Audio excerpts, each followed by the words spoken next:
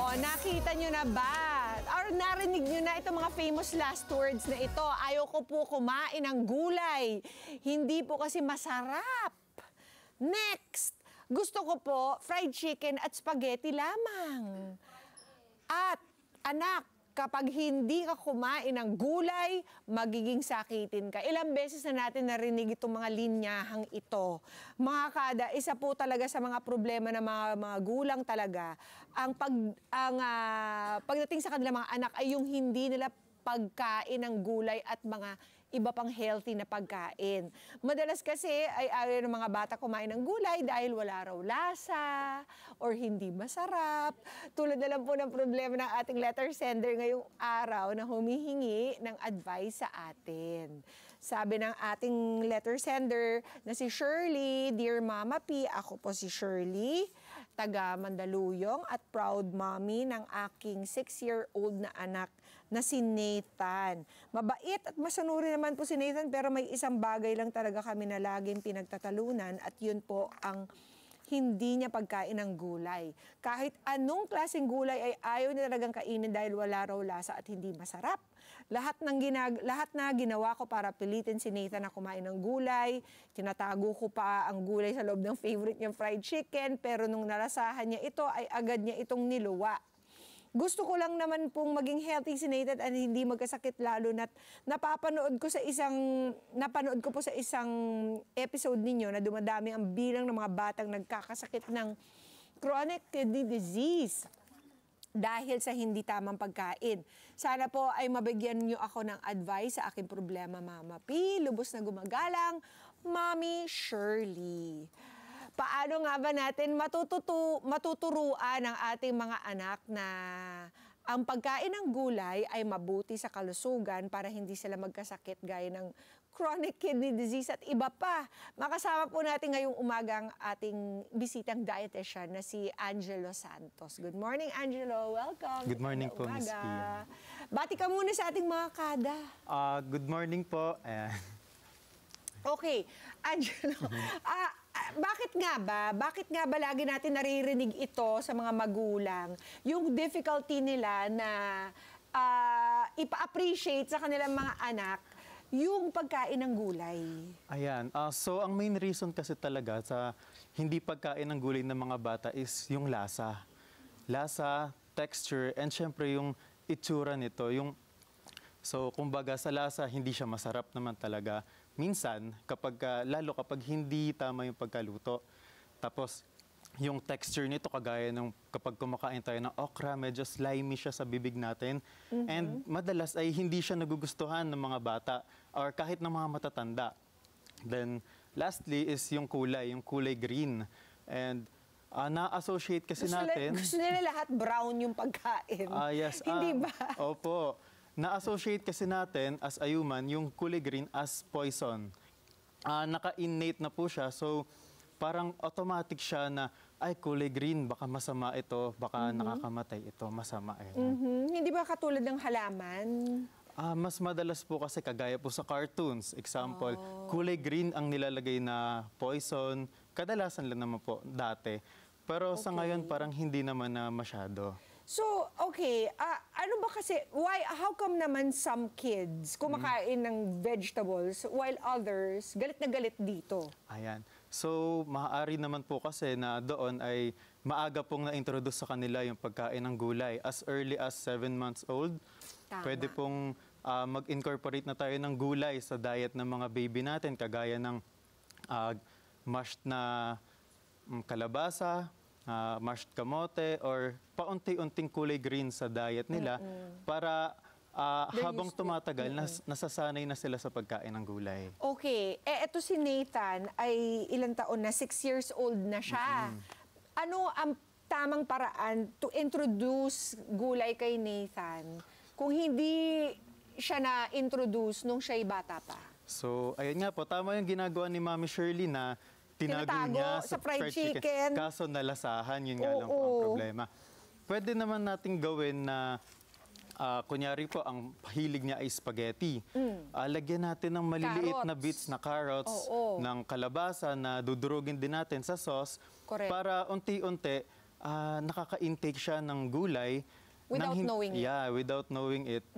Tapos, malalaman na lang niya na, ay, kumakain na pala ako ng gulay and marirealize niya na it's not that bad.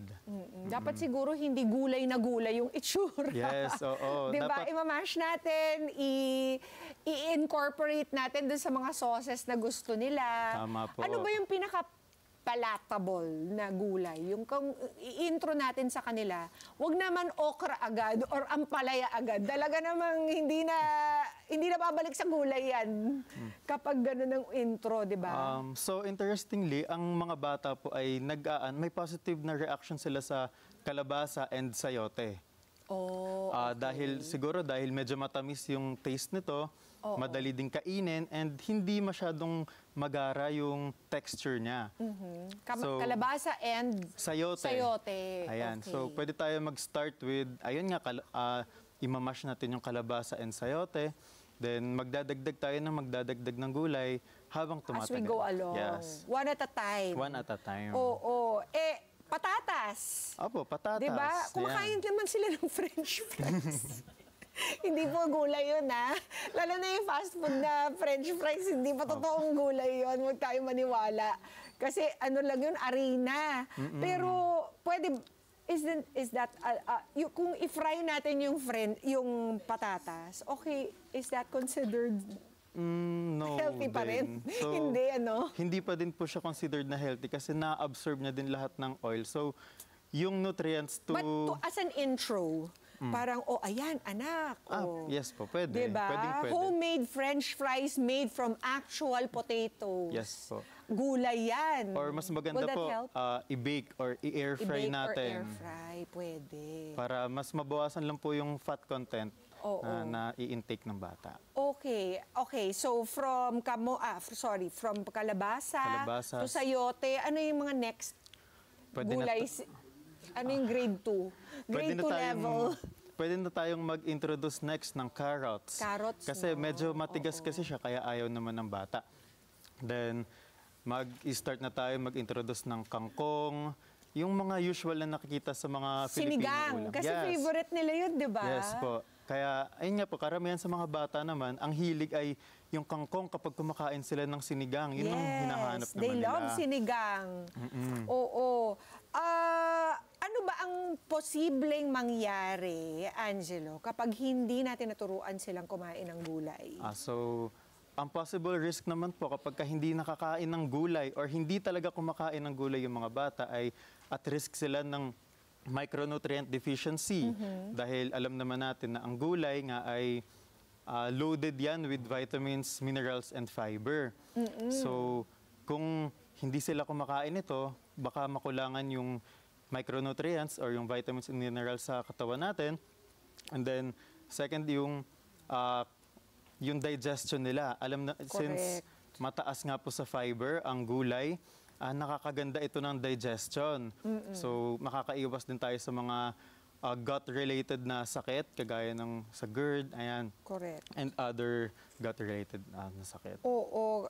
Recently, we found out na tumataas ang mga kaso ng mga young ng mga kids Yes po. with chronic kidney disease. Ano ba ang pwedeng pang-counter against chronic kidney disease in children? So, kung pang-counter po ang hahanapin natin ay medyo wala po. Or prevent? Prevent. Oo. So, to prevent CKD, kailangan talaga nating iwasan yung mga pagkaing maaalat. Kagaya po ng mga processed foods and meats, yung hot dogs, tocino, mga nabibili natin sa grocery store na punong-puno lang din ng preservatives. Mas maganda kung gagamitin natin ay mga fresh. Then, next is yung pagkain ng fast food. Sobrang taas po kasi ng sodium niyan. So, di ba maaalat po kadalasan yung mga fast food, kagaya nga po ng sinabi niyo kanina, yung french fries na ang alat, madami siyang asin. Then yung mga fried chicken, nakaka-apekto kasi siya sa intake ng micronutrient. Yung sa sodium, kapag masyadong mataas, nakakasira naman siya ng So kidney there's natin. no gulay that can help? Yes po. Mas maganda po is kung titignan natin yung mga iiwasan or babawasan na pagkain. yun lang, ano, Opo, talagang mga bawasan yun. babawasan. That's the only recourse. Yes. 'Di ba? Ano ba ang pwedeng mga magagandang food combinations para sa mga mommies na nanonood ngayon? Yung mga food combos we mentioned, put kalabasa or small pieces of carrots dun sa kanilang spaghetti sauce. What else? So, for breakfast, pwede tayong actually gumawa tayo ng fried rice. So, typical na Filipino breakfast. Pero with a twist, gagawin natin siyang vegetable fried rice. Tama. Pwede nating lagyan ng mixed veggies na nabibili lang din sa grocery store. Yung may corn, may peas, and may carrots. Then, i-prepare natin siya with egg with mushrooms or egg with cheese and mushrooms or tomato. Ayan, para at least colorful yung plate natin, madaming vegetable na nakikain, and complete pa din siya with carbs, protein, and gulay. Sa lunch naman natin, ang hindi nawawala sa mga dietitian is yung tinola. Tinolang manok na very healthy kasi, ayun nga, may chicken, may protein na siya. Then may gulay tayo sa sayote. And yung soup niya is very nutritious dahil pinakulo ang luya. So tapos, madedevelop din dito yung panlasa ng bata dahil nakakakain siya ng iba't ibang lasa. Tama. Yan. Oo. Dahil yung luya, syempre, kapag kinain natin yan, hindi naman siya masarap. Pero, since na-incorporate siya sa soup, baka may chance na magustuhan din niya. Okay. Tapos, i-prepare natin yun sa kanin. Then, for dinner naman, something light, pwede tayong maggisa lang ng gulay with giniling. Pwede nating ulitin yung gulay na ginamit ng breakfast, yung carrots and corn na ilalagay sa giniling. Tama. At least, may hirapan siyang piliin yung meat. And masasama niya sa pagkain yung gulay na kailangan din sa katawan natin.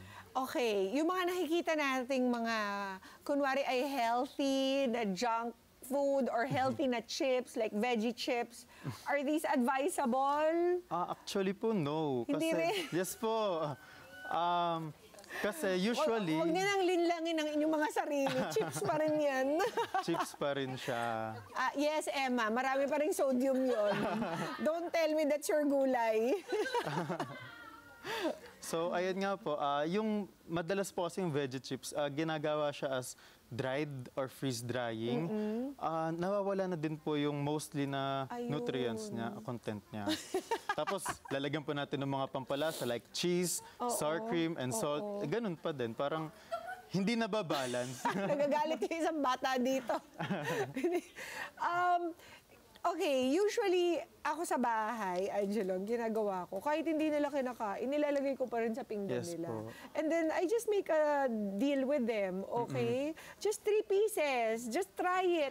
Meron ba tayong pwedeng technique? Ako yung technique ko, before you say no, You try bite it first. 3 times. Yes. I mean, get 3 bites out of it and tell me if you don't like it talaga. Ikaw ba meron kang ganung mga techniques na pwedeng Yes ibigay po. sa ating mga... Actually, maganda po na sinasama din natin yung bata sa pag-prepare ng food nila. Okay. Kasi parang what you prepare, what you eat din. So, kapag kakasama sila sa pag-prepare ng pagkain nila, naiisip nila na, ay, ako nag-prepare nito, ano kakainin ko din to kasi pinaghirapan ko. Oo. Then, ayun nga po, yung sa pagtatago, pwedeng ilagay natin sa lumpia kasi hindi siya nakikita. Pero hindi din siya masyadong nalalasahan. And Ang formula ba to our success is pagtatago? hindi naman po, hindi naman po. Yun lang po yung parang immediate na... Yun yung intro. Yes. Oo. Then, unti-unti lang din tayo maglalagay, mag-i-introduce. Then lastly po, ang pinakamahalaga is yung patience sa magulang. Don't give up. Yes, don't give up on your Because the children. contrary is more disastrous. Opo. Diba? Kahit sa ngayon ayaw nila kumain, parang i-introduce mo pa din kahit ayaw nila i-serve mo sa kanila. Tama po yung ginagawa Kulitan ninyo. lang. Yes, kulitin po. Kasi the more na nakikita nila, the more na itatry nila. That's true. Nanonormalize yung itsura Yes ng mga po. green things dun sa Opo. plato. Kapag na-try na nila, maybe they like it, maybe they won't. It's okay. At least may magde-develop na gusto nilang gulay at as long as tinatry nila. Eto, Angelo, tama ba yung ginagawa namin mga magulang minsan na parang, oh, what do you want to eat? Yes po. Or should we get them used to just eating what's there in front of them? Kasi minsan ginagawa tayong restaurant, di ba? Opo, nagre-request lang. Meron silang, they're on a strict fried chicken diet or they're on a strict pansit canton diet. Hindi pwede yun, di ba? Kailangan hindi mono diet ang kanilang Yes po. kainin. It needs to be a variety. Di ba? So, paano yun? Paano kung ayaw niyang kumain kung hindi fried chicken? Pwede po natin gawin dyan, yung both po na tinanong po ninyo. At tanongin natin sila, what do you want to eat? Then, isi-serve natin yan as long as kakainin nila yung isa pa nating isi-serve. So, may compromise. Yes. So, kunyari, So, pwede mong gawing bargaining. opo, kain ka Oo. nitong fried chicken, pero kain ka din itong gulay. Oh, Ganun. okay. So, At pag hindi nila type yung nasa harap na pagkain, what should we do? Bibigay ba tayo and say, oh, eto na, fried chicken. pwede pong hindi. Pwedeng hindi. Kasi pag nagutom naman sila, kakainin din nila yun. yes po, no? kapag po na-spoil kasi natin masyado yung bata sa pagkain, magiging picky eater na talaga sila. And yun po yung iiwasan po natin. Kaya, Angelo, maraming salamat sa Thank you pagsama po. sa amin ngayong umaga. For our kadas na pwedeng gusto pa magpa-consult, Opo. saan ka ba pwedeng makontak? So, you can visit my Facebook page po na Nourish with Jello. Yun. And it's an online nutrition clinic po para accessible sa lahat kahit nasaan pa kayo sa Pilipinas. Yan. Maraming salamat, Maraming salamat din po, Miss Angelo. At ito naman po ang aming mga piece of advice. Pasayahin ang experience sa pagkain ng gulay ng ating mga anak. Maging creative at imaginative sa pagluluto at preparation ng gulay, gaya ng paggawa ng gulay art sa plato kung meron kayong oras. Halimbawa ay gumawa ng hayop gamit po ang kamatis, pipino at carrots, or itago nyo na lang katulad ng sinabi namin ni Angelo, 'di ba? Ang second P, paulit-ulit na ipakilala ang gulay sa ating mga anak. Kulitan lang po 'yan kahit ilang beses na nila itong tanggihan. Patuloy itong ialok, okay lang po na tikman nila ng unti-unti hanggang tuluyan na nilang matanggap ang lasa. Huwag pong piliting ubusin na, 'di ba? Kung ayaw nga nila eh. At ang third P natin, purihin ang ating mga anak tuwing kumakain sila ng gulay. Pwede rin silang bigyan ng reward tuwing sila ay kakain ng gulay sa ganung paraan at mas maiengganyo ang mga bata na kumain ng gulay. Katulad po nung sinuggest ni Angelo kanina, make it your bargaining, 'di ba? Kung ano yung type nila, oh yes, I will give you that, but you have to eat the gulay also. Let's get together, Sunday 25. Sunday 25.